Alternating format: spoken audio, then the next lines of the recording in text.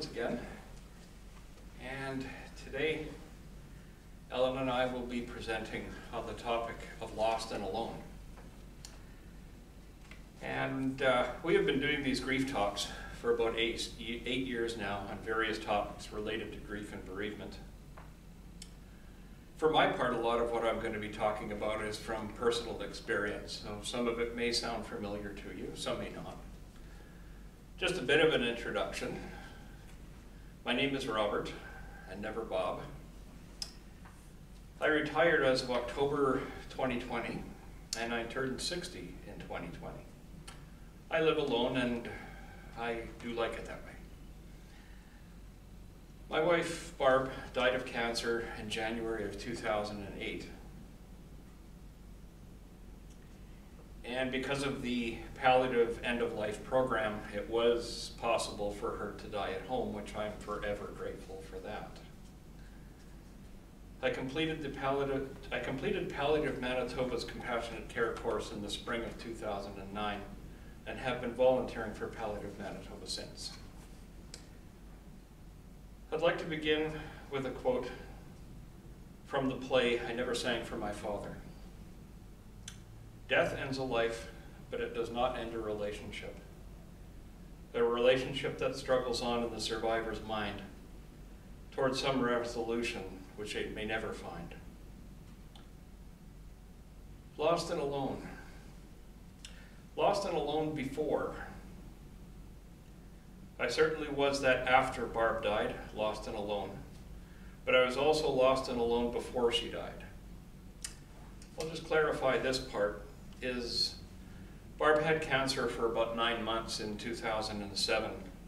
The last 3 months of that journey, the cancer had advanced to the point where treatment was off the table, and we were told to prepare for the inevitable, to prepare for the end, told to prepare for her death. She came home December 28th, 2007. So with all this, there were moments that I felt the lost and alone. We knew it was coming, and planning for our future was over. The focus was on her needs, and the lost and alone moments came when the house was quiet at night and during the day while she was sleeping.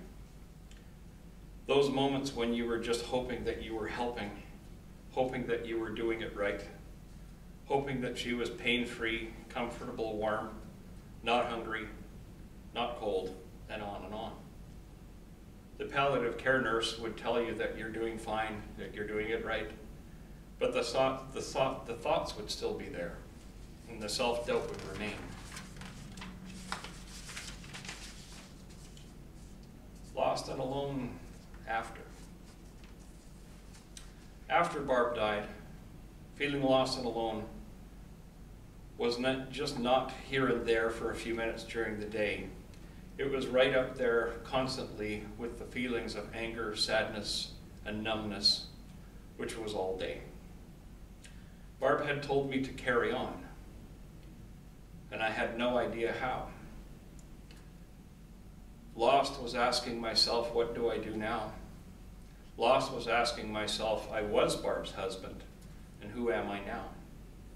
I was not interested in being anything else. Lost was the whole package of not knowing what to do, not wanting to do anything, and just waiting to wake up and have her back. Alone was every day. Sure, there were people around me, family, friends. When I did return to work, there was my coworkers, people at Palliative Manitoba grief seminars, which I met, but I was alone. The connection with people was gone. The desire to connect with people was gone. Prior to Barb coming into my life, I was a quiet, shy person, a person with not much for self-confidence or self-esteem. I was perfectly comfortable to stand off to the side and not be noticed. Perfectly fine to be alone. I was like the kind of kid who is playing center field in a ball game and just prays that no one hits the ball out to him.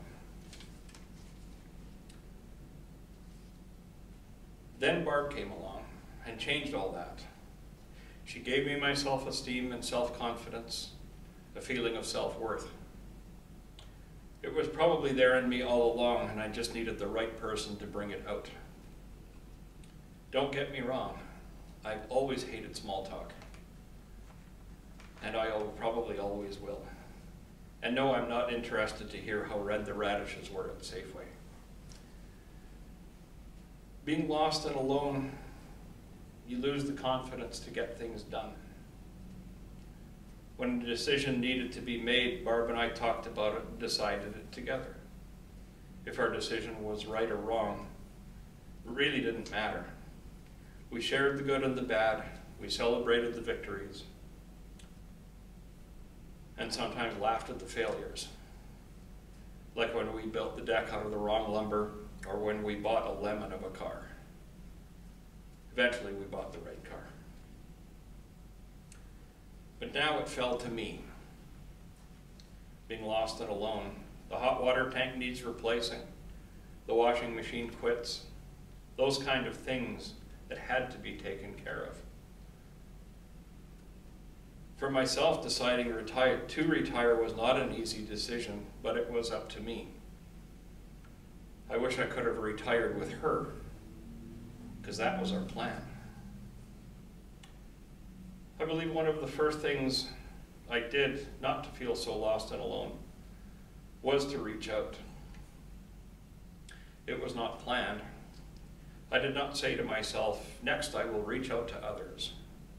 It does not work that way, not for me. There is no roadmap, there are no sets of instructions, and there is nothing that tells you what the next step is.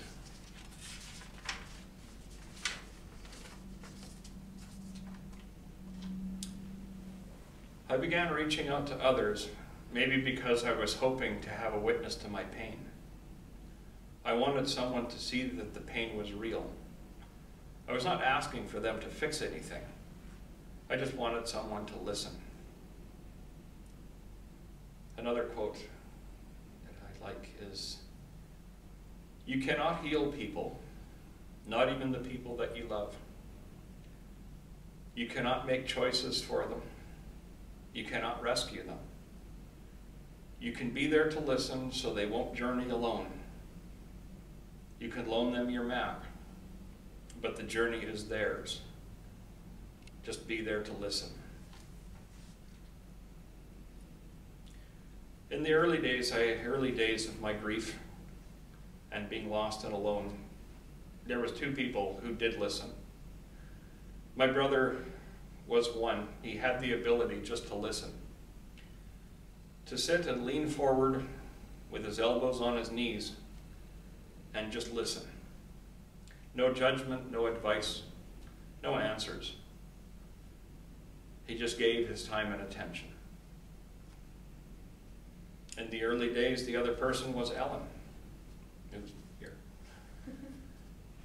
She was volunteering at the grief seminar that I attended, and she saw me and came over and started talking to me.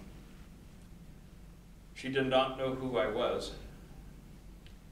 We never met before, but she probably thought I had things on my mind, and she understood pain and loss. Regarding feeling lost and alone and reaching out, there's another quote that I found in a book I had recently read. The quote is, "I wanted to show people something inside themselves worth believing in.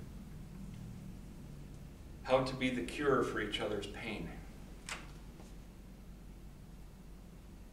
Over time, I felt less lost and alone. Over time. But there is no schedule. Even today, I still have my lost and alone moments, but they are less intense and less frequent. You never get over the loss, and there is no closure. The lost and alone, the grief, it all becomes part of you. It becomes part of who you are. I like my alone times, myself. Not all of it, but I like most of it. The self-help books that are out there, videos, can be helpful.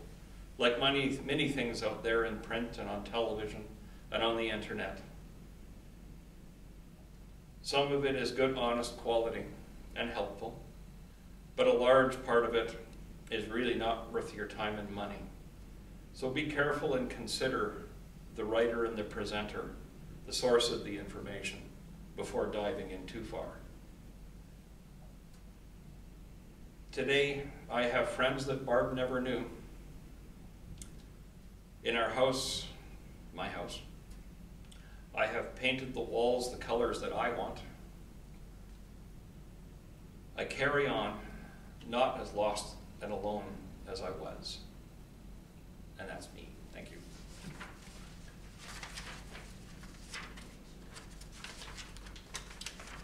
Hello, everyone. There is no worse feeling in the world than being amputated from the one you love. There is an earthquake between two people, a rift 1,000,000 miles apart. There seems to be no little thing that can fill the gap and the ache of loneliness that sits inside of you now. There is an endless pain and chasm of separation. How am I going to do this on my own? Are the words I shared with my sister driving home from the hospital after the death of my husband. A day, a month, and a year that I will never forget. Reality slowly started setting in several weeks later. No, he really wasn't coming home. I could not hear his key in the lock. I recall feeling truly alone as no one around me had experienced the death of a spouse. I saw an advertisement for a bereavement support group in the newspaper later that summer. The group was co-sponsored by Palliative, Manitoba. I can remember the lady who walked in behind me that first evening. She was like me, in shock, alone, and wondering what on earth we were doing there. That bereavement support group was a godsend for me. I found out I was not the only one feeling lost, shocked, and alone, and that the pain of grief and asking why me was normal. My feelings were validated. We talked, we shared our stories, we cried, and we were supported. I knew upon completion of that bereavement support group that I would join Palliative Manitoba as a bereavement volunteer someday. I wanted to give back as I had received in my time of need. My name is Ellen Jacobs. I am a bereavement support volunteer with Palliative Manitoba. This work allows me to give back and permits me to journey alongside grieving individuals for a period of time. As Robert mentioned, we are speaking about feeling lost and alone in our grief. Allow me to share with you. I recall feeling truly lost and alone when company departed to return to their homes after my husband's funeral service. My house was empty and very quiet. There was a mountain of paperwork associated with his death, most of which I had never done before. We face these challenges, whether they are big or small, alone. Our loved one is not there to support us and assist us. Feeling lost. I am feeling so lost are words that I often hear in the bereavement support group that I facilitate. I do not know which way is up or forward. What am I to do? I am having difficulty focusing on tasks and remembering what it is I need to do. One yearns for what was and the return to the old normal. There is that feeling of being a lost soul. Even the simple tasks may be difficult to accomplish. Let this just be a dream, a very bad dream. A mourner wishes they could go back in time, to mend a relationship, to say the words they never had a chance to say, to go back and appreciate all that they had, to say, see you, or goodbye. There is a loss of a future together. The death of a loved one certainly has a way of turning everything upside down, of smashing familiarity and certainty. The ground beneath our feet has shifted. The things we thought we knew and understood are no longer as secure. It seems like one's self-confidence is lost. Feeling lost is common in the early days of the grief journey. We realize in time, though, that we are able to do things we thought we never could do. Certainly, anxiety-provoking moments remain. Your ability to cope with them improves over time. Being alone. Alone is defined as being on one's own, having no one else present. There is being alone physically. There are no footfalls anymore. The phone remains still. The house is empty. There is a pillow all alone. There are clothes that are unworn, and a silence that is thick throughout every room. The voice you hear is yours alone. You ache for companionship and the feeling of belonging that is now lost to you. You feel socially alone, as no one understands that your world is at a standstill, while theirs has returned to normal. Family and friends drift away as they do not understand you. It is your grief, your pain, your feelings, your faith, your routine, your habits, your choices. It is you alone who must journey through your grief. Change is occurring. You will never be what and who you once were. Coupled with being alone socially is that struggle of dealing with the grief. A feeling of being emotionally alone seems to settle in. The grief is there day in and day out. The pain of the loss is yours alone. You experience feelings and emotions, the intensity of which you have not experienced before. If your grief is the uncoupling of a relationship, such as the death of a spouse, yes, being alone can be terrifying. I have discovered, though, over time, that I quite like being alone, and I still do. I have and continue to discover who I am. Exploring new opportunities allows for continued growth and development of each individual person. The choice is yours. Being alone is only negative if that is how you choose to view it. It can be difficult and frightening, but it also can be exciting and satisfying. Don't be afraid. The loneliness. The person you yearn for is gone. Loneliness is defined as a lack, a feeling that something is missing, a pain, an incompleteness, an absence. In grief, there is the loneliness that comes from looking at the world and knowing that you will never have that relationship with your loved one again. You want to scream, "Don't you know what you still have? You are so lucky." Tears come as you turn and walk away.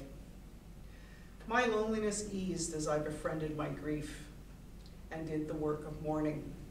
I reconciled at about the 10-year mark that if I found love again, great.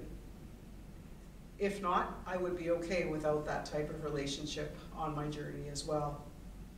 The grief journey is definitely a marathon and not a sprint. Reconciliation of lost and alone. You must do the work of grief and mourning. There is no way around grief except through it. In order to resolve issues that arise on your grief journey, one must sit with and feel the emotions as they surface. This may be quite painful and difficult. As much as you want to forego this labor, whatever issues you do not address will lie there, waiting to be resolved. When feelings are expressed outwardly, they can be released. When they are held on to, they just fester and keep on hurting. One must find a balance of feeling the pain and acknowledging it. You cannot live in the past. You will continue to feel lonely and separated from the rest of the world if you are always checking off the list of what they have and you don't. Your loved one's physical presence is gone. The relationship changes from a physical one to one of memory. They do, though, remain part of your life. Keep those connections strong. Do not mistake companionship with a feeling of being complete. The new person can never replace or stand in for someone who has died, nor should this new person feel the responsibility to. They will be nothing like the person you lost. Besides, spending time with a new person does not always have to be romantic. Do not overdo busy. Busy can be good. It can mean getting up and out and dressed. It can mean a healthy dose of distraction, a way to pass the time, a means to exercise and to fresh air. It must include time for rest and reflection, a time actually to learn what it feels like to be home alone and how to create a new routine once there. Being alone is better than being with the wrong people. Avoid spending time with people who bring you down emotionally. In grief, we should avoid spending time with people who do not further our growth. Even in our lowest, darkest, and loneliest of times, we have choices. Think of something that will have a positive impact not only on you, but for the community as well. Remember, the source of your happiness and contentment is found within you. It does not come from anyone or anything else. Please ask for help with your grief. You do not have to do the work of mourning alone. There is always hope, even in the bleakest of times. Hope that the eternal ray of good is yet to be. And with that, I thank you.